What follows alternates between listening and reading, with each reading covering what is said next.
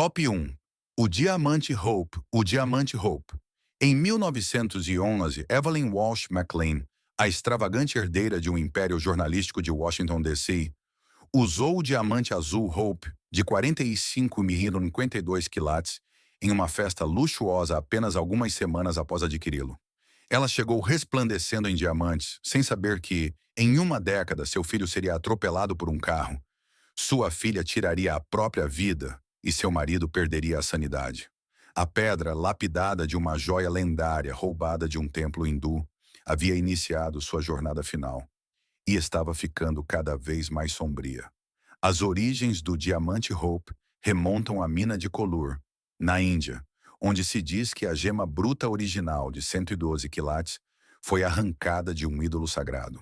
O negociante de gemas francês Jean-Baptiste Tavernier trouxe-o para a Europa no século XVII, e a maldição supostamente começou logo depois.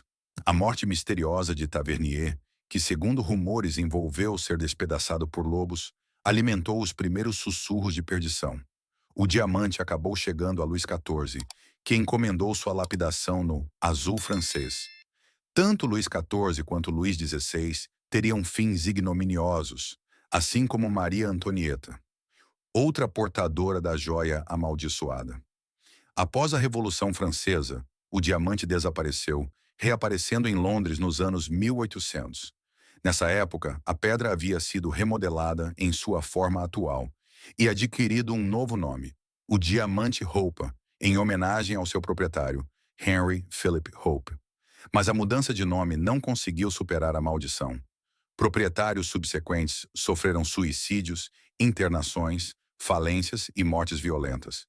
Um sultão turco supostamente presenteou a gema a uma concubina que foi assassinada mais tarde. Um banqueiro que a adquiriu perdeu tudo em questão de meses. A Smithsonian Institution recebeu o diamante em 1958, cortesia do joalheiro Harry Winston, que o enviou em um pacote pardo comum. Apesar do ambiente benigno de um museu nacional, os rumores da maldição persistiram. Funcionários do museu, brincando, culparam o diamante por pequenos infortúnios, enquanto outros permanecem inquietos com seu legado.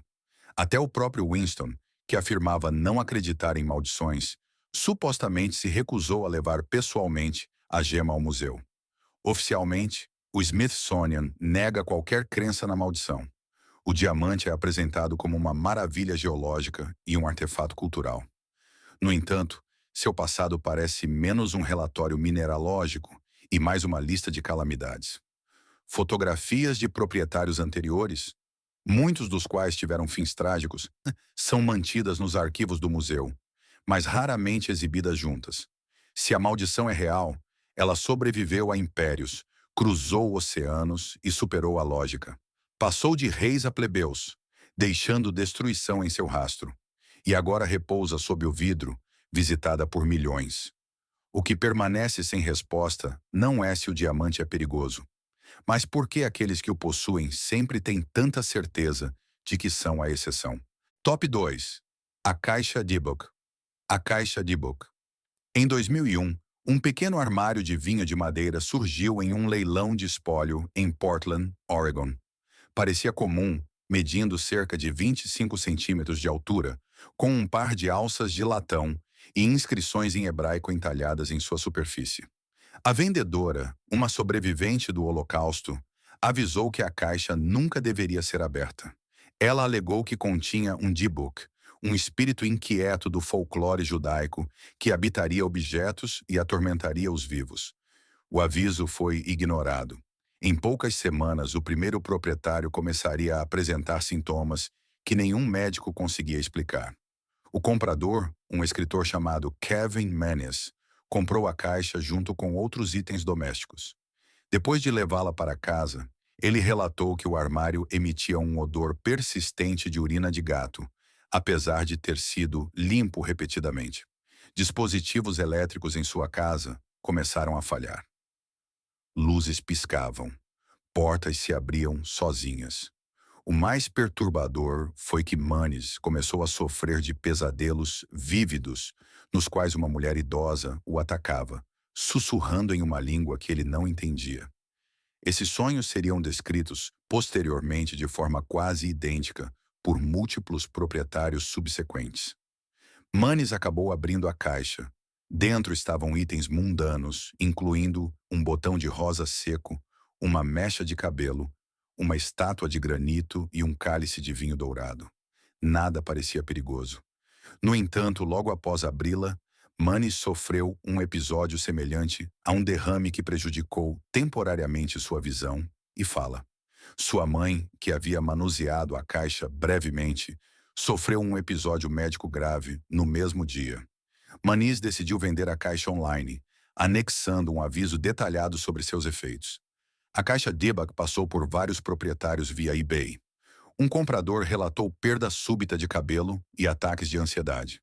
Outro afirmou que sua casa ficou cheia de enxames de moscas que desapareceram quando a caixa foi removida. Um terceiro proprietário, um estudante de medicina, descreveu ser atormentado pelo mesmo pesadelo recorrente de uma mulher idosa, pressionando seu peito enquanto ele dormia. Cada proprietário tentou se livrar da caixa, apenas para encontrar dificuldade em descartá-la. Um alegou que ela reapareceu em sua porta depois de ser jogada fora. A história ganhou maior atenção quando investigadores paranormais se envolveram. A caixa foi apresentada em vários documentários e acabou sendo adquirida por um colecionador de objetos assombrados. Durante o transporte, testemunhas alegaram que o container de armazenamento rachou sem explicação.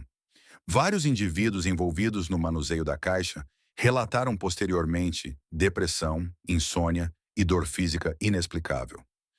Em um caso, um homem que tentou estudar a caixa sofreu tremores violentos e foi hospitalizado em poucos dias. O envolvimento das autoridades tem sido um ponto de discórdia. Embora não haja registro público de uma investigação formal do FBI sobre a caixa em si, relatos de distúrbios inexplicáveis e eventos médicos foram supostamente incluídos em arquivos mais amplos relacionados a fenômenos civis anômalos. Essas alegações permanecem parcialmente redigidas, aumentando a ambiguidade em torno do objeto. Céticos argumentam que a caixa Dybbuk é uma fabricação moderna, um caso de sugestão em massa amplificada pela internet. Eles apontam para a falta de evidências físicas e para o poder psicológico da crença. No entanto, a consistência das experiências relatadas por proprietários que não tiveram contato entre si continua sendo difícil de descartar. Os pesadelos, os odores, as doenças súbitas, tudo seguia a caixa enquanto ela se movia entre estados e continentes.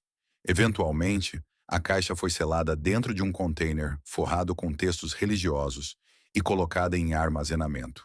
Nenhuma instituição pública aceitou exibi-la. Mesmo aqueles que duvidam de sua origem sobrenatural frequentemente se recusam a manuseá-la diretamente. A caixa Dybbuk não circula mais, mas sua reputação sim. Se a caixa não passa de madeira e metal, então não deveria representar ameaça.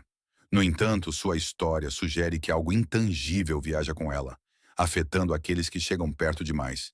Quer essa força seja crença cultural, contágio psicológico ou algo muito mais antigo, o padrão permanece inalterado. Top 3. A Safira Púrpura de Delhi. A Safira Púrpura de Delhi. Em 1857, durante a violenta revolta da rebelião indiana, um oficial da cavalaria britânica chamado Coronel W. Ferris removeu uma gema violeta de um templo associado ao deus hindu Indra. A pedra foi levada como troféu de guerra e transportada para na Inglaterra. A partir daquele momento, cada registro conectado à gema começa a mudar de tom, distanciando-se da posse e aproximando-se do alerta. O que Ferris levou para casa ficou conhecido mais tarde como a Safira Púrpura de Delhi, embora os mineralogistas acabassem por identificá-la como uma ametista em vez de uma safira verdadeira. Essa distinção não alterou em nada o que se seguiu. A pedra foi montada em um suporte de prata gravado com símbolos astronômicos e uma escrita não identificada que lembrava notações astrológicas antigas. 2 escaravelhos foram esculpidos na montagem, uma característica incomum e não típica da joalheria indiana do período. De acordo com descrições posteriores preservadas pelo Museu de História Natural de Londres, A gema em si não apresentava propriedades químicas ou físicas anormais. Não emitia radiação. Não era tóxica. E, no entanto, sua história parece um livro contábil de colapsos. Pouco depois de retornar à Inglaterra, o coronel Ferris sofreu ruína financeira e um rápido declínio na saúde. Após sua morte, a gema passou para seu filho mais velho, que a tratou como um tesouro hereditário. Em um breve período, o filho perdeu seu negócio, caiu em uma doença crônica e passou o restante de sua vida na pobreza. Em 1890, a pedra mudou de mãos novamente, desta vez através de um encontro casual com Edward Heron Allen, um respeitado cientista, linguista e colecionador britânico, conhecido por seu racionalismo e ceticismo. Heron Allen inicialmente descartou a reputação da pedra. No entanto, logo após aceitá-la, uma série de eventos começou a perturbá-lo. Membros de sua casa experimentaram ansiedade inexplicável e distúrbios do sono. Ele tentou dar a gema 2 vezes. Um destinatário a devolveu após sofrer acidentes repetidos e problemas financeiros. A segunda, uma cantora profissional de certa proeminência, perdeu abruptamente a voz e foi forçada a abandonar a carreira. Ambos se recusaram a ficar com a pedra. Em uma tentativa de se livrar dela permanentemente, Heron Allen jogou a gema no canal de Regent, em Londres. 3 meses depois, uma draga a recuperou durante uma manutenção de rotina. A pedra foi vendida por um trabalhador do canal e acabou sendo rastreada até o próprio Heron Allen. Nesse ponto, seu tom mudou completamente. Em cartas e notas, ele começou a referir-se à pedra como amaldiçoada e perigosa. Em 1904, Heron Allen convenceu-se de que a gema estava afetando sua filha pequena. A criança sofria de respiração irregular, choro constante e sono perturbado. Temendo por sua vida, ele selou a pedra em um recipiente protetor e a colocou em um cofre de banco. Ele instruiu sua família que o recipiente não deveria ser aberto ou removido até 33 anos após sua morte. Junto a ele, deixou um aviso por escrito afirmando que a pedra estava manchada de sangue e que qualquer pessoa que a manuseasse deveria jogá-la no mar. Heron Allen morreu em 1943. De acordo com suas instruções, 33 anos depois, sua filha doou o recipiente selado ao Museu de História Natural de Londres, onde seu pai já havia trabalhado. A pedra foi acompanhada por sua carta de advertência. O museu catalogou a gema e reconheceu sua história incomum. Ela foi exibida com uma etiqueta citando as palavras de cautela de Heron Allen, uma rara admissão de lenda anexada a uma coleção científica. A história não terminou aí. No início dos anos 2000, um ex-diretor de biblioteca chamado John Whittaker apresentou a história da pedra em um simpósio dedicado a Heron Allen. Após cada sessão da conferência conectada à gema, Whittaker experimentou uma série de emergências médicas e quase desastres, incluindo tempestades violentas, cirurgias de emergência e hospitalizações repetidas. O padrão perturbou até mesmo aqueles que descartavam a maldição como psicológica. Hoje, a safira púrpura de Delhi permanece sob os cuidados do museu. Cientificamente é comum. Historicamente, é tudo menos isso. Seu legado não é definido por do que é feita, mas pelo que parece acontecer quando ela é lembrada. Top 4. A pintura do menino chorando. A pintura do menino chorando. Em 1985, uma série de incêndios domésticos varreu o norte da Inglaterra, cada um deixando para trás o mesmo sobrevivente improvável. Uma pintura produzida em massa de um menino choroso. Os bombeiros começaram a sussurrar sobre isso. A tela sempre pendia intacta em paredes chamuscadas, intocada enquanto tudo ao seu redor virava cinzas. Dezenas de casas, cidades diferentes, famílias diferentes. Uma pintura, não queimada, observando. A pintura, conhecida como O Menino Chorando, foi originalmente produzida na década de 1950 pelo artista italiano Bruno Amadio, sob o pseudônimo de Giovanni Bragolin. Retratava uma criança triste com olhos brilhantes, olhando diretamente para o espectador. Embora pretendido como decoração kitsch, o retrato tornou-se estranhamente popular em lares britânicos da classe trabalhadora nas décadas de 1970 e 1980. Os varejistas venderam milhares de cópias, mas ninguém previu o que viria a seguir. Os departamentos de bombeiros locais começaram a notar um padrão perturbador. Casas destruídas pelo fogo tinham um item peculiar em comum. A pintura do menino chorando frequentemente sobrevivia completamente ilesa. Não era apenas a sobrevivência que os perturbava, mas sua preservação perfeita. Sem queimaduras, sem fuligem, sem moldura derretida. Em múltiplos incidentes, a pintura foi encontrada virada para baixo em meio aos escombros, ainda inteira.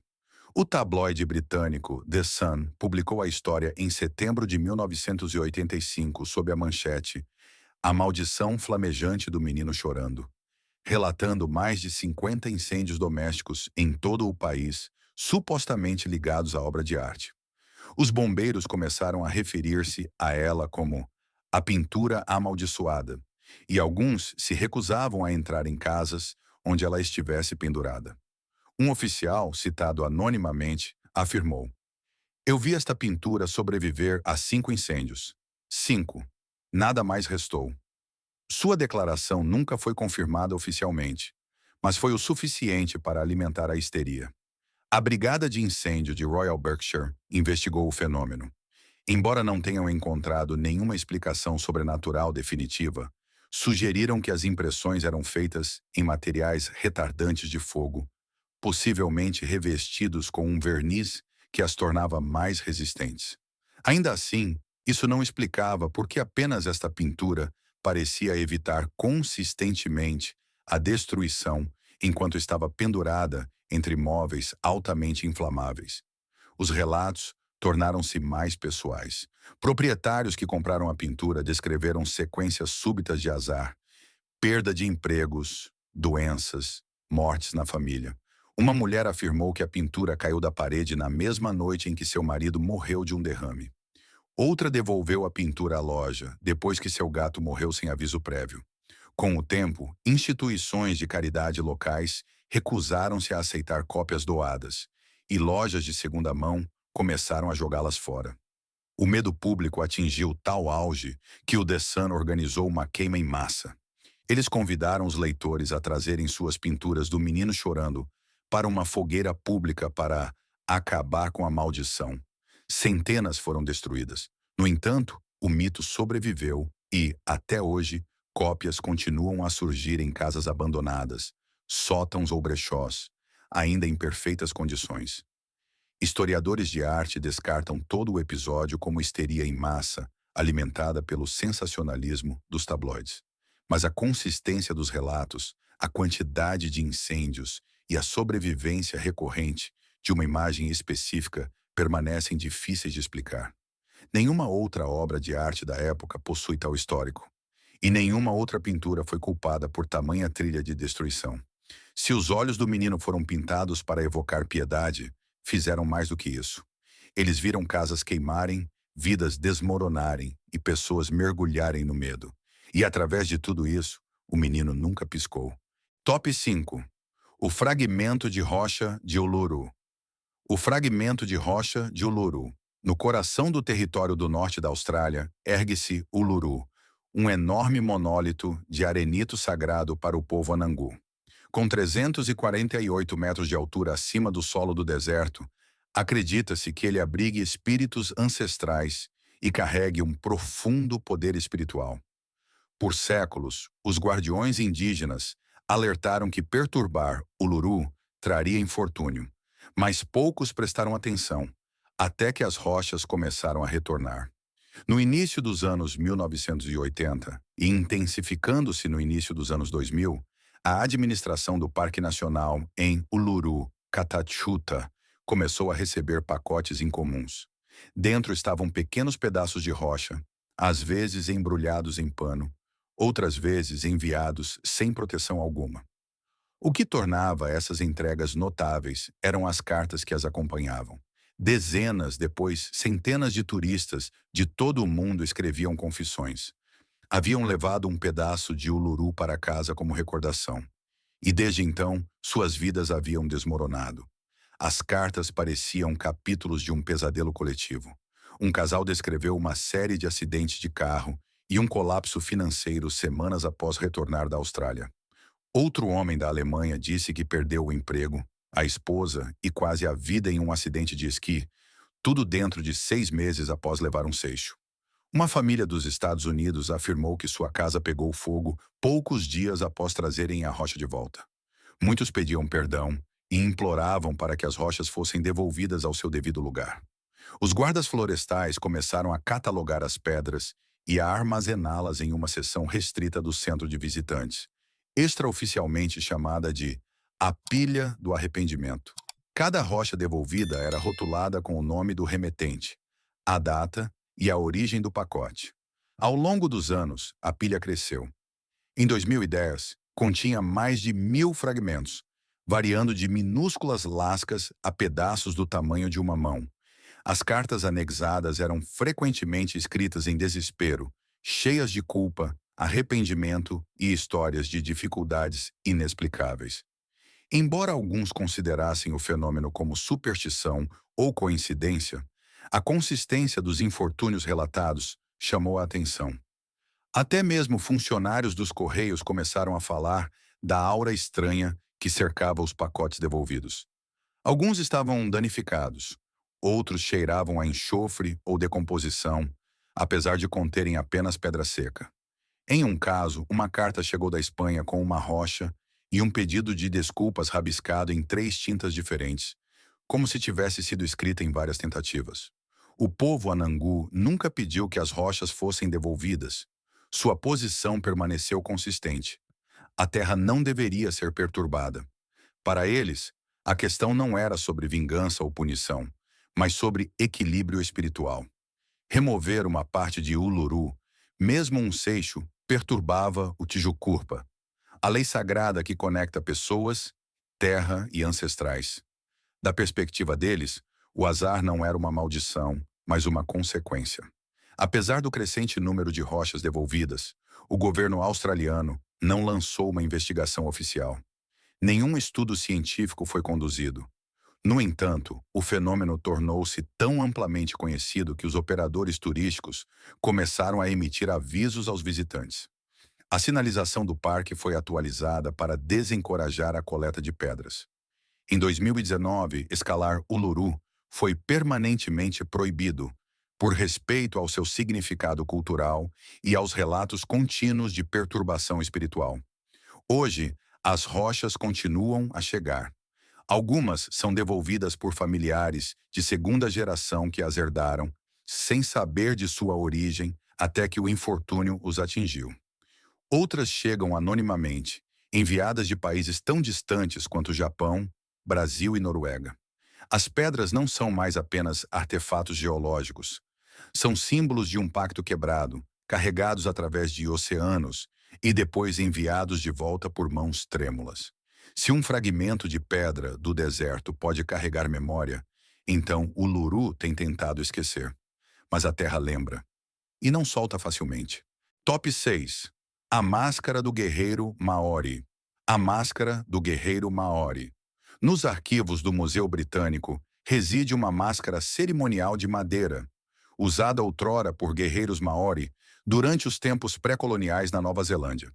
Esculpida em madeira nativa e adornada com pelo de cão e ocre vermelho, a máscara era originalmente parte de um ritual de sepultamento destinado a proteger tanto os vivos quanto os mortos.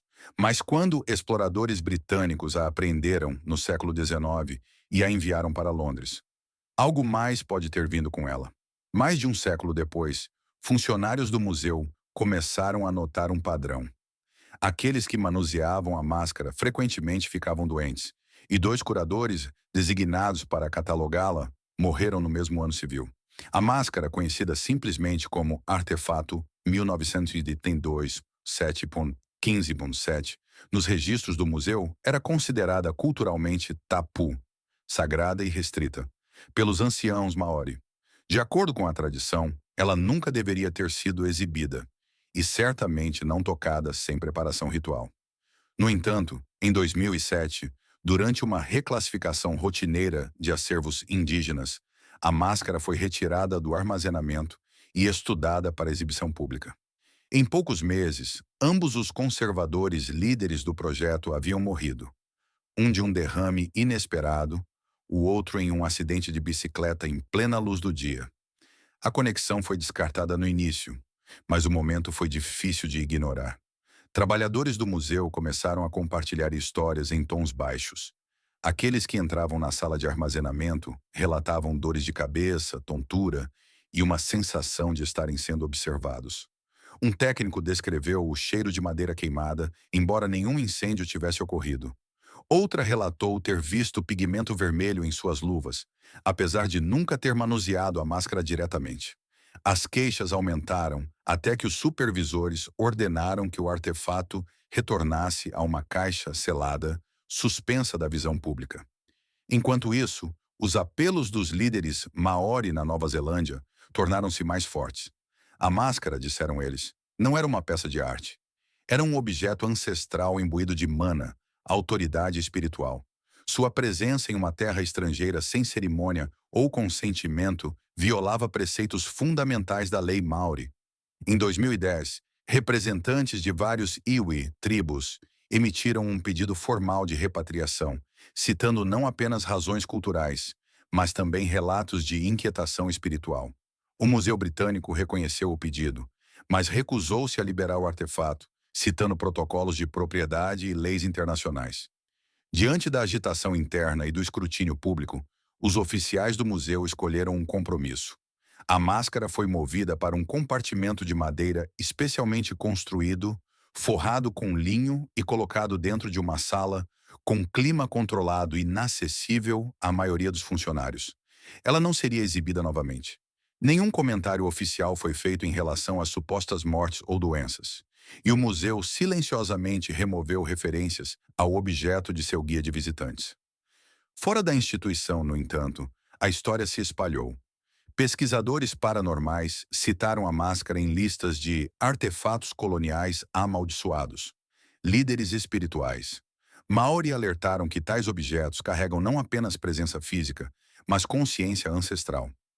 Um respeitado Tohunga, ancião espiritual, foi citado no The New Zealand Herald dizendo: "Quando você rouba a voz dos mortos, ela não permanece em silêncio."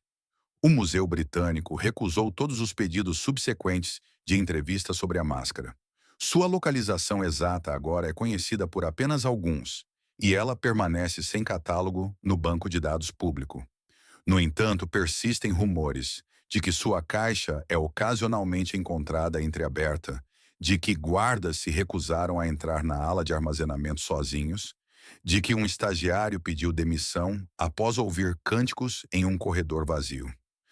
Se maldições são apenas metáforas para a culpa, então esta máscara diz muito. E se forem algo mais, então talvez os mortos ainda não tenham terminado de falar. Top 7. O espelho do templo japonês, o espelho do templo japonês. Em 1998, um colecionador de Tóquio adquiriu um espelho de bronze de um templo shintoísta em ruínas programado para demolição em Kyoto. O espelho, com quase 30 centímetros de diâmetro, polido na frente e gravado no verso, portava na imagem de Amaterasu, a deusa do sol shintoísta, e dizia-se que pertencera outrora a um sacerdote do santuário que desapareceu em circunstâncias misteriosas. Em um ano após sua remoção, 3 pessoas intimamente ligadas ao espelho estariam mortas. O colecionador, um empresário de 53 anos com interesse em relíquias esotéricas, supostamente ignorou o aviso do zelador do templo. O espelho, lhe foi dito, nunca deveria refletir os vivos, apenas devolver a luz aos deuses. No entanto, o objeto foi encaixotado e transportado para Tóquio. Semanas depois, o homem desabou em seu apartamento e morreu de um aparente aneurisma cerebral. Nenhum problema de saúde prévio foi observado. O espelho havia sido colocado na parede acima de sua mesa, de frente para uma janela. Logo após sua morte, o espelho passou para sua irmã mais nova, que providenciou sua avaliação. Durante a avaliação, ela também começou a sentir tonturas e visão turva. Dias depois, foi encontrada inconsciente em sua casa e faleceu mais tarde, pelo que os médicos descreveram como um evento cardíaco súbito. A terceira morte veio meses depois. O negociante de antiguidades, que concordara em encontrar um comprador para o espelho, morreu em uma colisão veicular enquanto transportava a peça para uma exposição em Nagoya. Os investigadores notaram que ele dirigia abaixo do limite de velocidade e que as condições climáticas eram claras. O espelho foi devolvido ao armazenamento. Relatos circularam na comunidade fechada de especialistas em antiguidades de Tóquio. Alguns o descreveram como um portal do sol ou um objeto infundido com kami, os espíritos divinos da crença shintoísta. Outros alegaram que fazia parte de um kagami, uma tríade ritual de espelho, espada e joia. Três objetos sagrados destinados a nunca serem separados.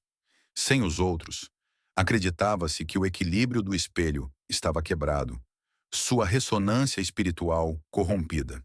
Nenhum museu no Japão aceitou o item. Seu paradeiro atual é alvo de rumores, mas não confirmado, com alguns afirmando que foi enterrado novamente nas montanhas da província de Nara, sob a supervisão de anciãos do santuário. Ritos de purificação espiritual teriam sido realizados, embora nenhuma documentação tenha surgido. Parapsicólogos que revisaram o caso sugeriram uma resposta psicossomática desencadeada pelo folclore do espelho. No entanto, registros médicos não mostram condições subjacentes entre os três falecidos. Mais inquietante foi o fato de que cada indivíduo morreu num intervalo de 33 dias após entrar em contato físico com o espelho. Um detalhe observado em uma entrada de diário, agora retirada de circulação por um acadêmico japonês que estudava objetos amaldiçoados. Tentativas de fotografar o espelho teriam falhado, com câmeras digitais mostrando distorções ou clarões, independentemente da iluminação. Um colecionador que tentou escanear as gravuras descreveu o arquivo de imagem resultante como corrompido, mesmo quando aberto em múltiplos dispositivos. Se isso é coincidência tecnológica ou algo mais, permanece desconhecido. Na crença japonesa, espelhos não são meras ferramentas de reflexão. São portais, símbolos da verdade e instrumentos sagrados de testemunho divino. Encarar um espelho ritual, especialmente um usado em ritos esquecidos, é arriscar ser visto por algo que não deveria olhar de volta. Se este espelho uma vez capturou a luz do sol para os deuses, talvez agora reflita apenas perdas. E o que quer que ele tenha revelado um dia, teve o grande cuidado de manter escondido. Top 8. O vaso bassano. Em algum momento do século XV, em uma pacata aldeia perto de Nápoles, um vaso de prata foi confeccionado como presente de casamento para uma jovem noiva de uma nobre família italiana. Ela nunca chegou ao altar. De acordo com relatos locais, ela foi encontrada morta em seu quarto, na véspera da cerimônia, com o vaso ainda agarrado em suas mãos. A causa da morte nunca foi determinada. O vaso, belo, mas agora manchado pela tragédia, foi passado a um parente. Ele também morreria logo após recebê-lo. Assim começou a lenda sussurrada do vaso basano. Uma relíquia que trazia a morte a qualquer um que a possuísse. O vaso era feito de prata sólida, com cerca de 25 centímetros de altura, ornamentado com entalhes de motivos florais e de serpentes. Apesar de seu valor artístico, o objeto permaneceu envolto em suspeita.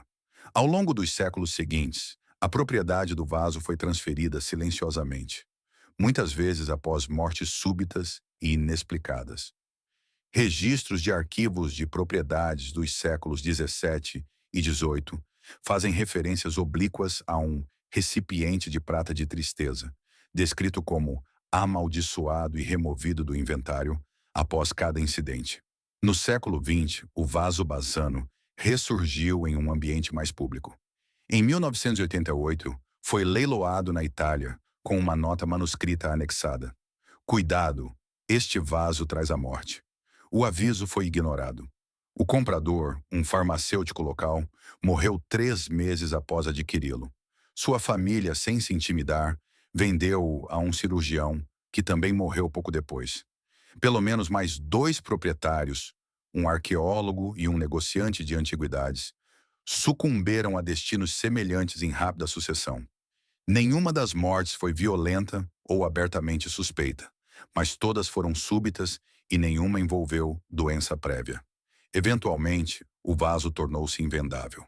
Casas de leilão recusaram-se a listá-lo. Museus declinaram exibi-lo. O último proprietário conhecido supostamente o jogou pela janela em frustração, quase atingindo um policial lá embaixo. Quando questionado sobre o motivo, dizem que ele gritou: "Ele não traz nada além da morte." Ele foi preso, mas nenhuma acusação foi registrada. O vaso foi mantido temporariamente pelas autoridades locais, até desaparecer do registro público. De acordo com a lenda local, a polícia entregou o artefato à Igreja Católica, onde foi enterrado em um local não revelado, envolto em uma caixa forrada de chumbo e sepultado sob um mosteiro. A igreja nunca confirmou isso. Algumas versões afirmam que o vaso foi jogado no Mar Adriático, outras que permanece escondido em um cofre privado. Não existem fotografias e ele não consta mais em nenhum banco de dados oficial do patrimônio italiano. Céticos argumentam que as mortes foram casuais e que o vaso nunca carregou qualquer maldição além da superstição local. No entanto, a consistência do padrão, combinada com a recusa das instituições em aceitar o artefato, mantém a história viva. A expressão vaso basano tornou-se sinônimo no folclore italiano de tragédia silenciosa e inevitável. Se a beleza pode disfarçar a ameaça, então o vaso basano o fez perfeitamente. Foi criado como um presente de alegria e união, mas entregou apenas silêncio, tristeza e morte. Top 9.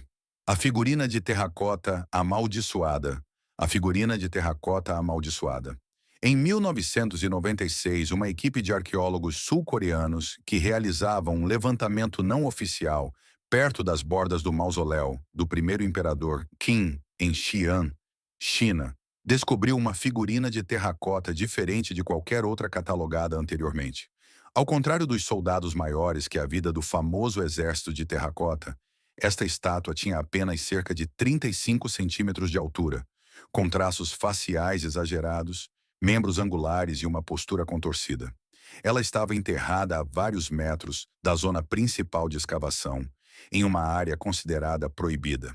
Em um ano após sua remoção, 3 membros da equipe estariam mortos e a figurina foi silenciosamente devolvida, sem cerimônia ou documentação.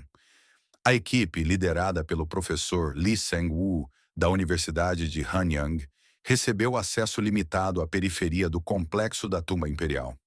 Durante uma varredura com radar de penetração no solo, localizaram uma cavidade anômala e desenterraram a figurina. Diferente das estátuas típicas da dinastia Qin, este objeto era feito de uma mistura de argila mais escura e exibia sinais de exposição a calor intenso. O interior da figura oca continha o que parecia ser seda queimada e restos de uma substância em pó vermelha, identificada posteriormente como cinábrio, sulfeto de mercúrio, um composto associado a rituais de imortalidade. Logo após a descoberta, incidentes estranhos começaram a ocorrer. Um assistente sofreu uma convulsão no local e desenvolveu mais tarde um distúrbio neurológico agressivo. Um segundo pesquisador morreu em um acidente de trânsito em circunstâncias incomuns. Seu carro saiu de uma estrada reta sem marcas de frenagem. A vítima mais proeminente, o próprio professor Lee, morreu de uma hemorragia cerebral 3 meses depois que a figurina foi levada para a Coreia. Registros médicos confirmaram que ele não tinha condições de saúde prévias. Memorandos internos da universidade faziam referência a preocupações supersticiosas entre os funcionários e violações de sensibilidade cultural. As autoridades chinesas não foram notificadas oficialmente sobre o achado. O artefato havia sido contrabandeado com a intenção de uma futura exibição privada. Mas o aumento das fatalidades forçou uma reversão. De acordo com uma carta confidencial vazada anos depois, a figurina foi devolvida à noite através de um intermediário a um mosteiro budista perto do Monte Hua. Ela nunca mais foi vista publicamente. As especulações sobre o propósito da figurina variam. Alguns acreditam que era um chamariz ritual, projetado para absorver energia espiritual de ladrões de túmulos ou invasores. Outros sugerem que era usada em ritos de maldição pré-enterro, colocada intencionalmente fora da tumba para dissuadir os curiosos. Seus traços distorcidos e a cavidade selada deram origem a outra teoria, de que servia como um receptáculo de contenção, aprisionando um espírito ou um deslocado do reino do imperador. Tentativas de fotografar ou escanear a figurina antes de sua devolução falharam repetidamente. A única imagem conhecida, uma Polaroid borrada tirada no dia de sua descoberta, mostra a sombra da estátua mais claramente do que sua superfície. Nenhum escaneamento 3D ou artigo acadêmico foi publicado. A universidade removeu todos os registros públicos da expedição e os membros do grupo de pesquisa recusaram entrevistas. Na tradição funerária chinesa, objetos colocados além do limiar de uma tumba frequentemente exerciam papéis protetores ou retributivos. Neste caso, o objeto pode ter sido uma sentinela silenciosa, esperando séculos para ser perturbado. E uma vez acordado, garantiu que nunca mais fosse perturbado. Se algo antigo estava selado dentro daquela figurina, não perdoou o fato de ter sido desenterrado. Ele avisou. Depois, desapareceu. Top 10. A máscara de fogo africana. A máscara de fogo africana. Em 2003, uma máscara de madeira intrincadamente esculpida da África Ocidental surgiu em um leilão de espólio privado em Londres. Acreditada como originária do povo Yorubá da Nigéria, a máscara ostentava símbolos associados à invocação ancestral e proteção espiritual. Com cerca de 40 centímetros de altura, apresentava madeira carbonizada e enegrecida, franja de pelo de cabra e vestígios de tinta ocre vermelha ao longo de suas sobrancelhas e lábios.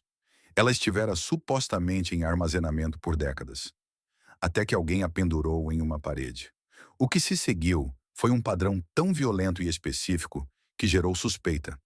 3 incêndios domésticos em 3 países, todos ligados ao mesmo objeto. A máscara foi comprada primeiro por um negociante de arte especializado em artefatos tribais. Em 2 semanas de instalação em sua galeria, um incêndio eclodiu durante a noite, destruindo parte do segundo andar. Os investigadores não conseguiram determinar a causa. Suspeitou-se de fiação defeituosa, mas nenhum problema elétrico foi encontrado. Surpreendentemente, a máscara sobreviveu, chamuscada, mas intacta, e acabou sendo vendida a um colecionador privado em Sydney, Austrália. Menos de um ano depois, a casa em Sydney pegou fogo enquanto os proprietários estavam de férias. Vizinhos relataram ter ouvido uma série de sons de estalo antes que as chamas surgissem. Os bombeiros encontraram a sala de estar completamente destruída. A máscara novamente foi recuperada, desta vez com uma grande rachadura vertical correndo pelo seu centro. Reguladores de seguros sinalizaram o caso por inconsistências, mas a origem do incêndio nunca foi identificada. O colecionador, assustado, vendeu a máscara anonimamente através de uma plataforma online. Sua terceira e última localização conhecida foi em Toronto, onde foi comprada por uma jovem professora de antropologia especializada em objetos rituais africanos. Ela exibiu a máscara em seu escritório. 6 meses depois, no meio do inverno, um incêndio começou naquela mesma sala. Os investigadores citaram um aquecedor com defeito, mas os colegas da professora contestaram isso. Ela supostamente não usava aquecedores portáteis. O fogo destruiu metade de sua casa e a máscara foi novamente retirada das cinzas, desta vez chamuscada na base, mas estruturalmente intacta. Notícias dos incidentes começaram a circular em comunidades de colecionadores online. Acreditava-se que a máscara estivesse ligada aos rituais Egungun, cerimônias em honra aos espíritos dos ancestrais. Em algumas tradições, máscaras usadas em tais ritos são consideradas receptáculos vivos, que não devem ser exibidos casualmente ou fora de seu contexto cultural. Perturbá-las ou movê-las para longe de terras sagradas dizia-se provocar uma resposta espiritual. Se essa resposta era metafórica ou literal, tornou-se uma questão de grave preocupação. A máscara foi finalmente adquirida por um colecionador britânico privado que ouvira falar dos incêndios e pretendia desmascarar os rumores. Ele a armazenou em um estojo reforçado e com temperatura controlada em seu cofre no porão e instalou detectores de movimento e sensores de temperatura ao seu redor. A máscara não se moveu nem incendiou nada desde então, mas o colecionador supostamente se recusa a entrar no cofre sozinho. Nenhuma instituição expressou interesse em adquirir o objeto. Museus consultados foram cautelosos, observando preocupações culturais e éticas sobre a exibição de artefatos rituais sem o consentimento da comunidade. Um estudioso da África Ocidental, ao ver fotografias da máscara, recusou-se a comentar. Ele simplesmente disse: aquela máscara nunca deveria ter cruzado oceanos. Até hoje, a máscara de fogo africana existe em uma espécie de limbo, escondida, estudada, mas nunca plenamente compreendida. Se os incêndios foram mera coincidência ou um revide espiritual, o padrão deixado para trás está gravado em 3 vidas separadas e 3 casas distintas em continentes distantes. Se o fogo é uma força purificadora, talvez algo antigo estivesse tentando purificar os lugares para onde for exilado. Ou talvez estivesse simplesmente tentando voltar para casa, queimando tudo em seu caminho. Estes 10 artefatos, espalhados por continentes e séculos, revelam um padrão consistente demais para ser ignorado. Eles não são apenas relíquias, são ecos de forças não resolvidas, cada um deixando para trás uma assinatura não em tinta ou inscrição, mas em sofrimento. De museus a residências particulares, de blocos de leilão a cofres restritos, esses objetos viajaram para longe, carregando mais do que apenas história. O que eles expõem não é uma série aleatória de acidentes, mas uma estrutura coerente de perturbação. Cada objeto parece benigno na superfície, pedra, madeira, prata, tinta, mas desencadeia uma cascata de infortúnios, uma vez tocado, perturbado ou removido de seu contexto original. E, consistentemente, aqueles que entram em contato com eles relatam padrões semelhantes. Doenças inexplicáveis, perdas, fogo, sintomas neurológicos, pesadelos vívidos. Esses efeitos estão documentados não apenas no folclore, mas em relatórios policiais, registros de seguros, diários de museus e notas acadêmicas, muitos dos quais desapareceram ou nunca foram oficialmente reconhecidos. A supressão não é acidental. Muitos desses objetos sumiram dos bancos de dados públicos, devolvidos em silêncio, escondidos por instituições cautelosas demais para admitir que um dia os possuíram. Em alguns casos, funcionários de museus recusaram-se a exibir ou mesmo manuseá-los. Outros foram enterrados sob a burocracia legal, devolvidos a solo sagrado sem comunicados de imprensa ou placas. O resultado é um estranho paradoxo. Os artefatos mais perigosos são frequentemente os menos estudados. Seu perigo, ao que parece, reside não em seu material, mas no que eles ameaçam revelar. A perda potencial é incalculável. Cada item, se devidamente compreendido, poderia abrir novos caminhos na antropologia, nos estudos da consciência, na ciência dos materiais e na relação entre crença e realidade. Que propriedades permitem que uma estátua gire por conta própria em um estojo selado? Que tipo de campo, se houver, liga um fragmento de rocha a infortúnios em continentes distantes?